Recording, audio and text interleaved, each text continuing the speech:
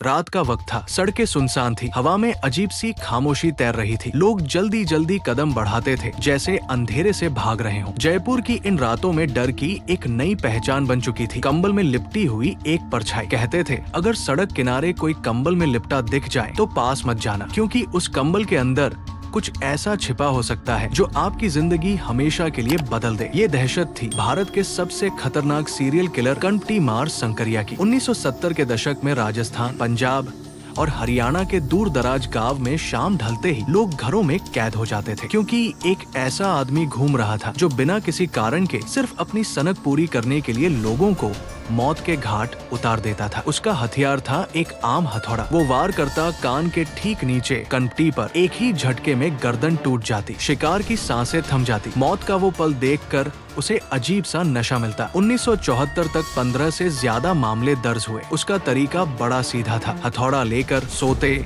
या रास्ते में अकेले व्यक्ति के पास पहुंचना, कंबल में छिपना और कान के नीचे जोर से वार और मौत फौरन हो जाती। कोई फिक्स पैटर्न नहीं, कभी रात में चलने वाले मजदूर, कभी गांव के बाहर सोया यात्री। मकसद कभी लूट या दुश्मनी नहीं, बस हत्या का रोमांस था। हत्याएं अब अपने चरम पर पहुंच गई। 1973 से 1978 तक वो राजस्थान, पंजाब, हरियाणा के छोटे बड़े गांव में घूमता रहा और हत्याओं को अंजाम देता रहा। श्री गंगानगर, सदुल शहर, श्री कर्णपुर जैसे इलाकों में दर्जनों मामले दर्ज हुए। पूरा इलाका दहशत में जी रहा था। पुलिस को किलर का नाम या चेहरा कुछ भी नहीं पता था, लेकिन तरीका हर बार एक जैसा। पुलिस ने जांच में तेजी की। 3 राज्यों में अलर्ट जारी हुआ। सबसे चर्चित और पुलिस के लिए ब्रेक थ्रू वाली घटना गुरुद्वारा हत्याकांड थी। रात में संकरिया चुपके से गुरुद्वारे के अंदर घुसा, ताले तोड़े, सामान इधर उधर बिखेरा और हथौड़े से सोए हुए 3 लोगों पर हमला कर दिया। सुबह 7 बजे जब श्याम सिंह ने दरवाजा खोला तो खौफनाक मंजर था। खून से तर लाशें, टूटे ताले, बिखरा सामान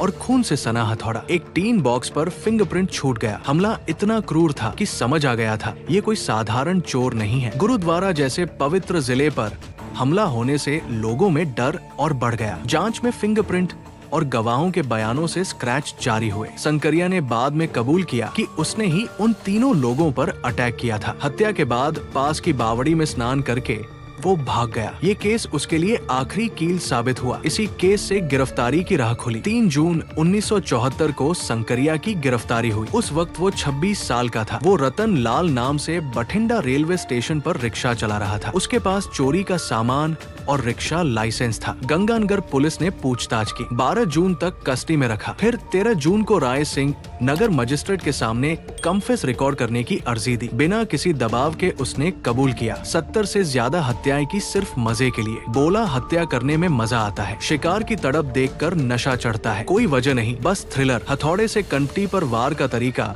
हर हत्या के बाद स्नान करना, उसने सब विस्तार से बताया। 27 जून 1975 को मौत की सजा सुनाई गई। जेल में रहते हुए संकरिया को गहरा पछतावा हुआ। वो समझ चुका था उसने कितनी बेकसूर जाने ली। 16 मई 1979 को जयपुर सेंट्रल जेल में 27 साल की उम्र में उसे फांसी दे दी गई। फांसी से ठीक पहले उसके आखिरी शब्द थे, मैंने व्यर्थ हत्याएं की, मेरे जैसा कोई ना बने। ये एक ऐसे शख्स का अंत था जिसने सिर्फ रोमांच के लिए 70 से ज्यादा लोगों को मौत दे दी। अगर आपको ये कहानी पसंद आई हो तो वीडियो को लाइक, शेयर और सब्सक्राइब जरूर करें। साथ में नोटिफिकेशन बेल आइकॉन को दबाना बिल्कुल भी मत भूलिएगा। मैं हूँ विकास लोमश, फिर मिलूंगा एक नई सच्ची कहानी के साथ। तब तक के लिए नमस्कार। सुरक्षित रहिए, सतर्क रहिए। जय हिंद, जय भारत।